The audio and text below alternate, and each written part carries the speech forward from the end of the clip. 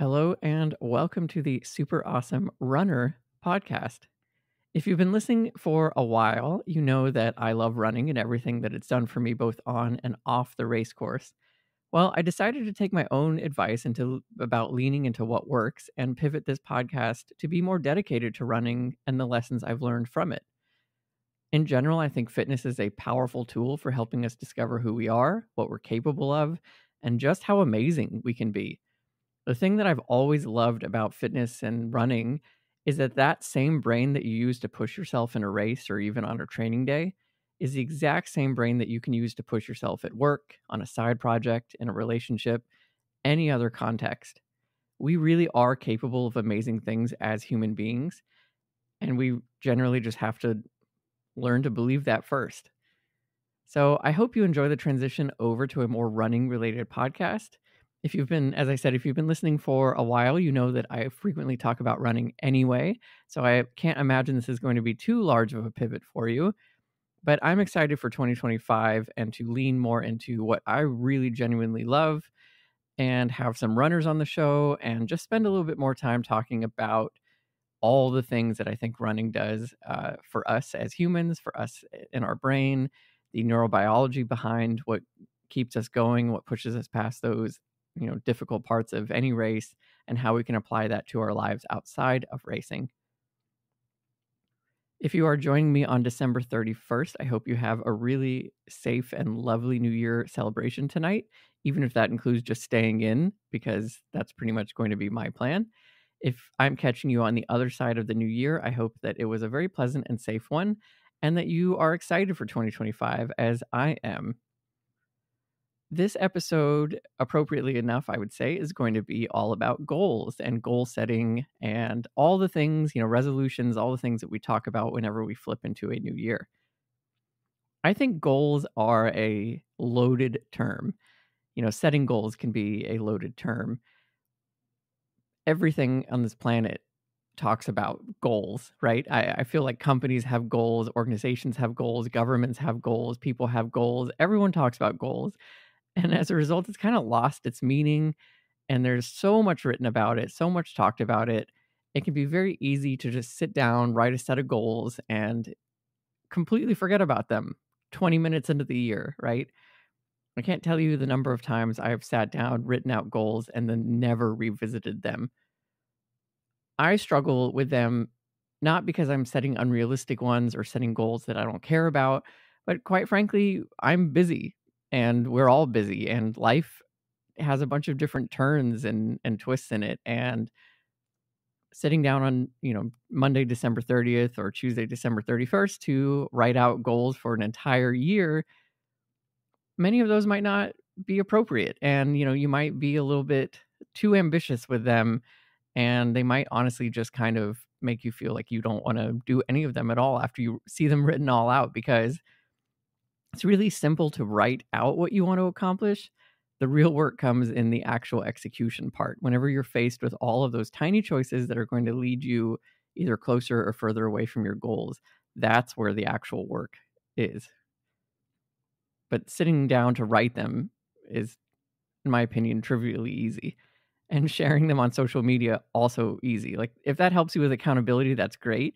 But I think what happens for me, at least, is I'll set a goal, I'll share it, I'll get kudos for setting that goal, and that enough is like triggers your reward center in your brain to make you feel like, oh, I've done it. This is great. Like, look at all this like external validation I'm getting.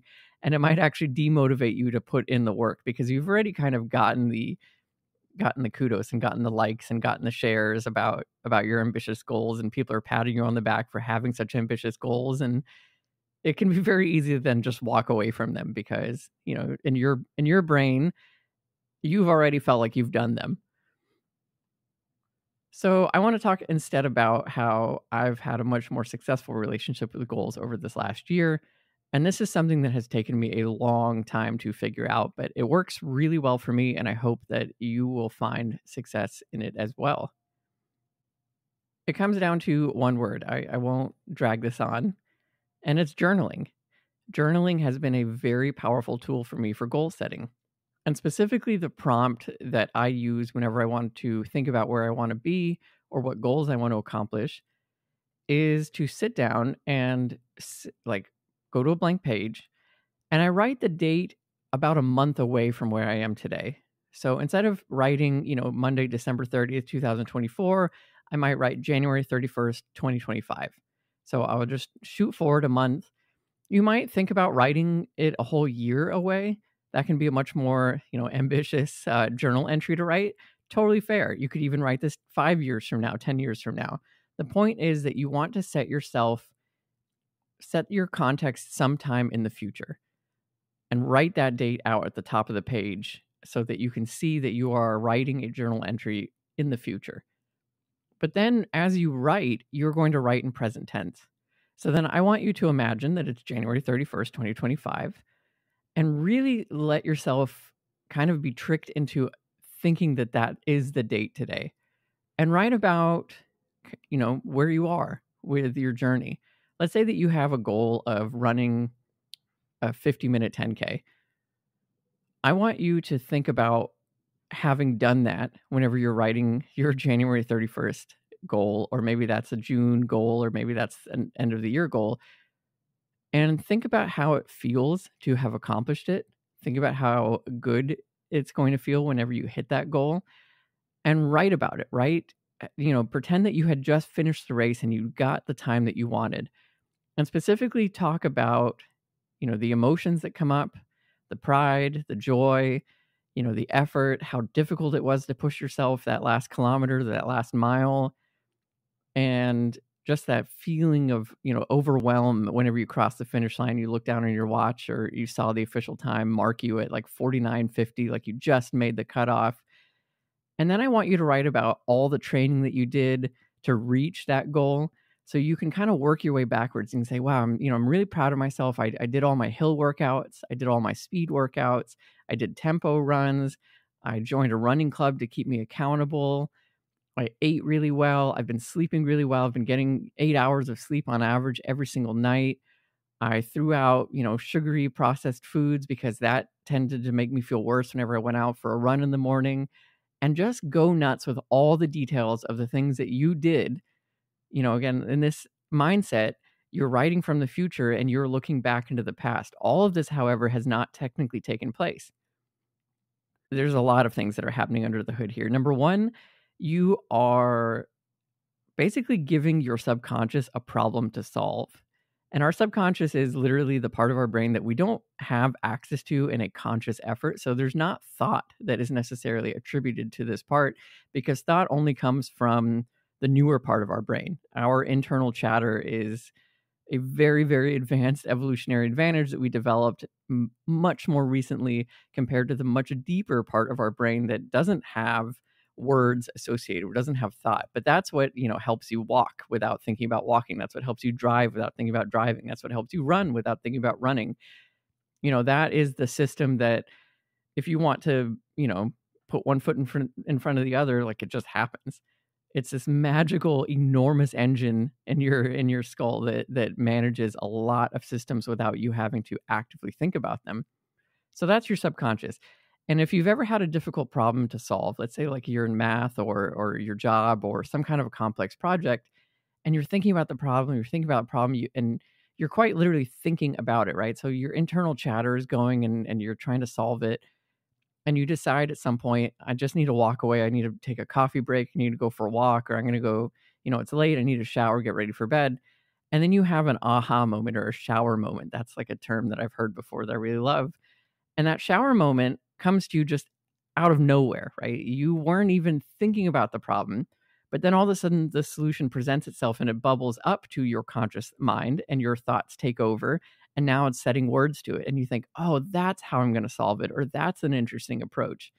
If that's ever happened to you, that is that marvel of your subconscious having installed a problem for it to work on.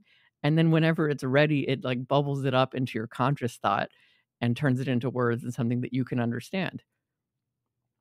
So, whenever you are journaling in the future and you are writing about all of these things that, this goal that you've accomplished and how good you feel, and you're really tapping into as much as you can that imagination center in your brain, and you're letting yourself feel the things, because emotion is a very powerful tool for us as humans.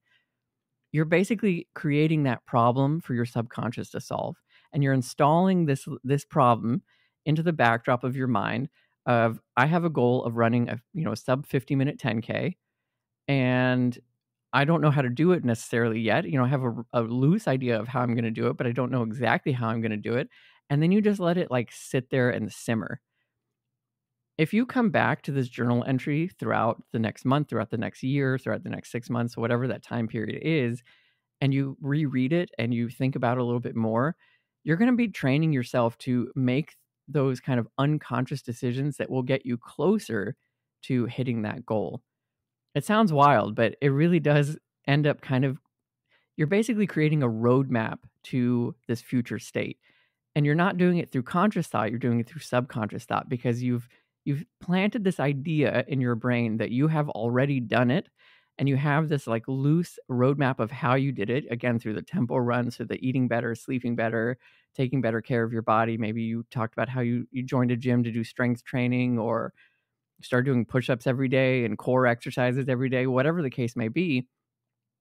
As you go forward in this year, that is, like, kind of being installed in the backdrop of your activities. So whenever you are presented with a sugary treat versus an apple, you might pick the apple. And you might not even know that you're consciously picking the apple, but you just feel a sense of, like, I'm going to eat the apple. Like, that's going to make me feel better. So that is why I really love this journaling technique, because you aren't necessarily just writing out a laundry list of things you want to do. You are focusing on something that is really important to you. You're putting it out ahead of you, but then you're writing in a present tense tone and almost a past tense tone if you're talking about something way in the future, of all the things that you felt along the way, your journey, how you imagine it going, and you're just creating that little roadmap and that problem set for your subconscious mind to take over. And truly, I've had so much success doing this that I just marvel at it. And sometimes I will go back and, let's say that date crosses, and let's say I hit my goal either on it or before that date. And I'll read through it, and I will be blown away at the number of things that I effectively got right. I was writing from a position of a future state, which was really kind of a past state, which then ends up becoming my current future state, if that makes sense. I think this is such a powerful way to connect with a version of you that you want to be. And it gets back to the podcast episode about identity. It touches on that a little bit, because you are creating this version of yourself, this identity construct of yourself sometime in the future. It is powerful because you're programming your subconscious and you're teaching it all the things that you would like to be and how you would like to get there. It offers your brain, a kind of a path to reach that point, and it anchors it. Like, something becomes a little bit more real because there's this version of you that exists in the future that you've already written about and written from a perspective of, and now you will make those choices that kind of lead you to it. I mentioned that you can go back and reread it as often as you like, and absolutely do that. But what I have found is even more powerful is to often rewrite it multiple times and maybe have a different take on it. But ultimately, it's just you're coming back to that same goal that you have about running a sub 50 10K, and you're adding a little bit more detail. You're adding more color. Maybe you're changing the date of when it happens, but writing it specifically is part of the magic, because you are forcing your brain into a bit of a conversation with the page. Thoughts are nebulous, they're just impulses in your brain, and they can go a mile a minute super fast. You can get lost in thought. It's difficult to remember all the different pieces moving around in your head, but whenever you write them down, it really does force an organization to occur. It forces you to communicate basically with yourself through written word and through sentence structure and through all of, the power of language. So writing it just helps you to cement that idea. It becomes literally more concrete. You are putting it from electrical impulses in your brain into actual physical ink and paper out in the world. That is the magic of writing it over and over, and it does become a little bit more real the more that you do it and the more that you train yourself on doing that. So that's why I think journaling and goal setting is such a powerful combination. So in summary, think of a goal that matters to you, open up to a new page, write the date in the future of when you've accomplished that goal, and then allow yourself to be really imaginative and creative and write from the future in a present tense tone about how you feel having accomplished the goal. What did you do to accomplish it? How proud of yourself are you? You know, you can even take a moment and close your eyes and let yourself really sink into the feelings and the emotions of this moment because, as I said earlier in this show, emotions are a very powerful vehicle for our bodies. We spend a lot of time in a state of emotion, right? We feel happy, we feel sad, we feel anger, we feel excited, we feel anxious, we feel nervous, we feel something most of the time. It's very rare that we are in a neutral state. So, attaching feelings to your words and to your thoughts on the paper is going to help you really sink deep into your subconscious and into your brain and to your body systems. So spend some time journaling about it. Add as much detail as you can. You don't have to know all the answers of how you're going to do it, but I bet you have a loose idea of how you're going to do it.